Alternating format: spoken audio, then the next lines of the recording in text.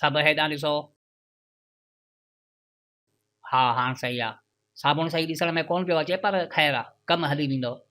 हाणे थोरो मुस्कुरायो, जीअं माण्हुनि खे लॻे त तव्हां दिलि सां मदद कई आहे। हरू भरू कंहिंखे ईअं लॻंदो त कोन, छो त पाण खे सभु सुञाणनि था। भला फोटू बि कढंदई या रुॻो पिढ़े वारा लेक्चर ॾिने। कलाक थियो आहे ईअं बीठा आहियूं, असांजा हथ सुकी विया आहिनि, तुंहिंजी सेटिंग नथी बीहे। अला माण्हू बुख जे पे मरंदा आहिनि ऐं एस सोणे वारे साबुण पे विलंदा आहिनि। हुन साबुण खां सूंघिया? हा दादा, अटो महांगो थी वियो, सो हाणे वरी साबुण खाईंदासीं। पर अदा एॾे ॾकर मुड़ुस फोटू कियो पे कढंदा आहिनि? बसि फोटू कढी फेसबुक ते अपलोड कंदा ऐं दुनिया खे ॾेखारींदा त ॾिसो असां केॾो वॾो कमु करे छॾियो आहे। माण्हू बुख में पिया मरनि, हे सबागा वरी साबुण पिया विराइनि। अदा मर गया अपला हमरा, कॾहिं इहे फोटो कढ वांदे थी वञ जो हमरा साबुण चा वञी घर ॾिखलाए त देखो मां केॾी वॾी मिल्कियत चाहियां हां। अदा ॿुधो, इहो हिकिड़ो साबुण हिन हमरा खे ॾियो। न अदा न, असांखे न पियाए। छोड़ भली हिन ते साबुण ते बि कयां एतबार, मुर्गा करे बीमार। ई कोनो सुठा आहे हारी साबुण नाल हथ धो सणूं। अदा भला इहो सेल्फी वारो मर्ज़ रुॻो असां में आहे या इहो कीड़ो ॿियनि मुल्कनि में बि आहे? अदा सेल्फी पंहिंजो उरूज त 2014 खां पोइ हासिलु कयो, पर दुनिया जी पहिरीं सेल्फी फोटोग्राफर रॉबर्ट कॉलिनस वरिती, जंहिंजो तालुक़ु अमेरिका सां हो। फोटोग्राफी वारो अमल दुनिया में अॼु बि उरूज ते आहे, पर जहिड़ो गंद असां वटि आहे अहिड़ो किथे बि कोन्हे। हालत पाण ॾिसो पिया, 10 रुपयनि वारे साबुण ॾियण ते बि फ़ख्र सां फोटोग्राफी पई थिए। जे ग़रीब जो एॾो ई अहसासु आहे इन्हनि खे त कसम खणाए पुछो न, पंहिंजे ज़ाती खीसीअ मां 1 रुपयो बि ख़र्च कयो आहे? हुकूमत तरफ़ां जेका इमदाद मिले थी उन मां बि अधु मथां खायो वञनि, बाक़ी जेका अधु बचे थी उन मां बि हिसा थियनि था। ही कंदार जो हिसो, ही कोटार जो हिसो, ही उन जो हिसो जंहिं साल में सभ खां घणी चमचागिरी कई। बाक़ी जेको कन पुछ बचे थो उहो ॾेई ईअं ई छो कंदा आहिनि, ॼण को किलो फतेह करे आया हुजनि। न शर्म उन्हनि खे आहे जेकी अहिड़ा अमल कनि था, ऐं न वरी असांखे आहे जो बर्दाश्त कयूं था। अदा पोइ छा कयूं, भला निभागा मथां खां खायो वञनि, असांजे वस जी ॻाल्हि त कोन्हे। न अदा, असांजे वस जी ॻाल्हि थोरी आहे। असांजे वस में रुॻो इहो आहे त कंहिं वॾेरे सियासतदान जी गाॾी ॾिसो त वॾे सिर नारा हणो। जिते झुकण ऐं पिनण आदत बणिजी वञे उते हक़नि जी निशानदेही न, पर ग़ुलामी ते बि फ़ख्रु थींदो आहे। मञो न मञो, पर इहो साॻियो ई हाल असांजी क़ौम जो आहे। पाण वारे हमरा जी हालत ॾिसो, ख़ुशि ईअं पियो थिए ॼण हज करे आयो आहे। इहा ख़ुशी हिनखे साबुण जे करे न, पर उन फितरत जे करे थी आहे जंहिं झुकण ते असांखे मजबूर कयो आहे। अदा इहो त सही आहे, पर हींअर कम धंधा सभु बंदि, ग़रीब माण्हू त वीचारो बुख में मरी वेंदो। अदा जिते इमदाद जी तक़सीम इन रीत थिए उते ग़रीब त महरूम ई रहंदो। मूं अॻु में बि ॿुधायो हो त अहिड़े निज़ाम हेठि हुकूमत घर घर में राशन नथी पहुचाए सघे। छा इमरान ख़ान हथ में सामान खणी घर घर वञी ॾींदो, या मुराद अली शाह पाण गाॾियूं भरे हर शहर में राशन पहुचाईंदो? इहो अमल हेठियनि खे करणो आहे, जिन्हनि जी ईमानदारी तव्हांजे साम्हूं आहे। हा दा सही था चओ, पर इन्हनि खे इहे फोटू कढण न खपनि। गुरबत जो तमाशो करणु जाइज़ नाहे। ख़ैरात अलाह जी राह में ॾिबी आहे, दुनिया खे ॿुधाइबो नाहे त मूं ख़ैरात कई आहे। अदा अॼु सोशल मीडिया जो दौरु आहे, ब्रांडेड ज़मानो आहे। हर अमल, हर नज़रियो, हर सोच उते शेयर थिए थी। ठीकु आहे, आम हालतनि में असीं गुरबत खे हाईलाइट कयूं था, कंहिं मज़लूम ते थींदड़ ज़ुल्म खे ॾेखारियूं था, त इन में को ॾोह नाहे। ॾिठो वञे त टीवी चैनल बि इहो ई कमु कनि था, पर हिन वक़्तु माहौल कुझु ॿियो आहे।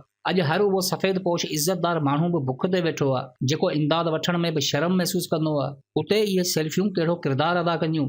तव्हां भली फोटो कढो, पंहिंजा अमल दुनिया खे ॾेखारियो, पर फोटू पंहिंजे अमल जा कढो, उन्हनि जे चेहरनि जा न। तरीक़ो अहिड़ो अपनायो जंहिंमें सिर्फ़ु तव्हांजो अमल ज़ाहिर थिए, पर कंहिंजी इज़त नीलाम न थिए। अॼु सोशल मीडिया जो दौरु आहे, हिते तव्हां जेकॾहिं मोहबत शेयर कंदा त मोहबत पैदा थींदी, नफ़रत शेयर कंदा त नफ़रत वधंदी। अहिड़ी तरह ख़ौफ़, डपु, परेशानी जहिड़ी बि शइ खे फॉलो कंदा, माहौल उन हिसाब सां ठहंदो। पोइ छो न असीं माण्हुनि सां पंहिंजा जज़्बात शेयर कयूं, सुठियूं ॻाल्हियूं शेयर कयूं, इल्मु शेयर कयूं, सुठा अमल शेयर कयूं। जेकॾहिं को ज़ाती मिल्कियत मां कंहिं ग़रीब जी मदद करे थो त तव्हां पंहिंजो अमल भले पूरी क़ौम खे ॾेखारियो। उन पोस्ट ते सुठा कमेंट ॾियो, लाइक कयो, शेयर कयो, जी उन जी हौसला अफ़ज़ाई थिए ऐं हू ग़रीबनि लाइ अञा वधीक कमु करे। उन जो क़दुरु कयो, जी ॿियनि जे अंदर में बि अहिड़ो जज़्बो पैदा थिए ऐं उन्हनि ज़ालिमनि खे शर्म अचे जिन्हनि जे करे ग़रीबनि जा अहिड़ा हाल थिया आहिनि। बाक़ी ही कहिड़ो तरीक़ो आहे त हुकूमती इमदाद मां साबुण जी हिकु चकी ते फोटू में पूरो टोलो बीठो आहे। कंहिंखे 2 किलो अटो ॾियो था त शोहरत जी बुख में तव्हांखे इहो बि ॾिसण में कोन थो अचे त वठण वारो केरु आहे। पोइ भली उहा इज़तदार औरत छो न हुजे, तव्हांजे सेल्फियुनि जी दॿो दॿ हूंदी आहे। सम्झ में नथो अचे त ग़रीब ते अहसान पिया कयो या मज़ाक पिया कयो। ऐं वरी असांजी सोच जो मयार ॾिसो, जिते हिन मुश्किल वक़्त में असांखे हिक ॿिए जो साथ ॾियणु खपे, उते असां नफ़रत खे वरी नओं रंग ॾिनो आहे। त ख़ैरात तॾहिं क़बूल पवंदी जॾहिं वठण वारो मुसलमान हुजे। ही इस्लाम नाहे, बल्कि उहा इंतिहा पसंदी सोच आहे जंहिंजो कमु इस्लाम खे बदनाम करणु ऐं समाज में नफ़रत पैदा करणु आहे। इस्लाम इंसानियत जो दर्स ॾिए थो, उन में रंग नस्ल ज़ात पात जो को वजूद ई न आहे। इस्लाम चवे थो त पंहिंजी ईमानदारी ऐं ख़ुलूसियत खे एतिरो वधायो जो काफ़र बि ॾिसी तव्हांजी वाट वठे।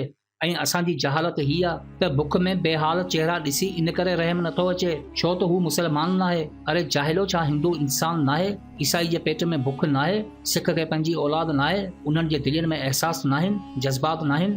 यादि रखो त नज़रिया भली मुख़्तलिफ़ हुजनि, अरे तख़लीक़ करण वारो ख़ुदा हिकु ई आहे, जेको रब्बुल मुसलमीन न पर रब्बुल आलमीन आहे। इहा हक़ीक़त हर उहो मौलवी ऐं आलम दीन सम्झे थो जेको दीन इस्लाम खे सम्झे थो। इन करे हिते रहण वारो हर मज़लूम असां मां, पोइ भली हू कहिड़े बि फ़िरक़े मां हुजे, कहिड़े बि मज़हब मां हुजे, उन जो ख़्यालु रखणु असां ते फ़र्ज़ु आहे। हा दा सही थो चवीं, पर छाजे करे असांजे समाज में नफ़रत वधंदी पई वञे? अदा नफ़रत जो बुनियादी सबबु असांजी गंदी सियासत आहे, जेका आवाम खे गुमराह करे पंहिंजा मफ़ाद हासिल कंदी आहे। हर इंतहा पसंद तंज़ीम जो जाइज़ो वठो, उन जो लिंक गंदी सियासत या ज़ालिम सियासतदान सां जुड़ियल आहे। जॾहिं सरपरस्ती अहिड़े तरीक़े सां थिए त समाज जो सुधरणु नामुमकिन हूंदो आहे। अदा गंदी सियासत मतलब? गंदी सियासत मतिलबु उहा गंदगी जेका आवाम खे बेवकूफ़ ऐं पाण खे ईमानदार सम्झंदी आहे। अहिड़ी सियासत जी छांव में हमेशह ज़ालिम पलियो आहे। अहिड़े निज़ाम हेठि ग़रीब मज़लूम ऐं हर अमीर मग़रूर थी वेंदो आहे। ग़रीबनि जी मजबूरी, लाचारी, बुख ऐं बदहाली जो सबबु उहे ज़ालिम हुक्मरान, सरमाएदार, वॾेरा ऐं जागीरदार आहिनि, जेकी पंहिंजे मफ़ाद जी ख़ातिर ग़रीब जो रत पीअनि था। उन्हनि जे दिलनि में को अहसास न आहे, छो त सीने में दिलि ई न आहे। जे दिलि हुजे हा त पंहिंजनि लाइ ज़रूरु धड़के हा। अॼु हर मिडिल क्लास माण्हू परेशान आहे, ग़रीब जी हालत बदतर आहे। माण्हू बुख में ख़ुदकुशियूं पिया कनि, पर उहो ज़ालिम तबिको अञा बि एयर कंडीशन बंगलनि में वेठो आहे। ग़रीबनि जो रत चूसे पंहिंजूं तिजोरियूं भरण वारा। यादि रखो त न क़बर में अलमाड़ी आहे, न कफ़न खे खीशो आहे। इशारनि मां सम्झी वञो त जिस्म इते जो न आहे, दौलत उते जी न आहे। न दौलत ते यकीन रखो, न ज़िंदगी ते भरवसो रखो। ही शान शौकत जी ज़िंदगी कुझु लमन जी महिमान आहे। खुदाई जा दावेदार बि क़बर जी ज़ीनत बणिजी विया। न दौलत जा ढेर रहिया, न ताक़त जा पेर रहिया। न्योपोल्ड, हेराड आज़म, चंगेज़ खान, हजाज बिन यूसुफ, नेरो, पोप एलेक्जेंडर, किलेगोला ऐं किंग जॉन जहिड़नि केतिरनि ई ज़ालिमनि जी तारीख़ ॿुधाए थी त ज़ालिम जो अंत भयानक हूंदो आहे। ज़माना भले बदिलजी वञनि, पर कुदरती कानून साॻियो ई रहंदो आहे। ग़रीबनि, मज़लूमनि ऐं बेसहारा यतीमनि ते ज़ुल्म करण वारा मुंहिंजा दलील जे बकवास लॻनि त पंहिंजी बकवास सां साबित कयो त वक़्त जे कहर खां को ज़ालिम बचियो आहे। यादि रखो त ज़ुल्म जी वाट डिघी ज़रूरु आहे, पर बर्बादी जो ॾमर यकीनी हूंदो आहे।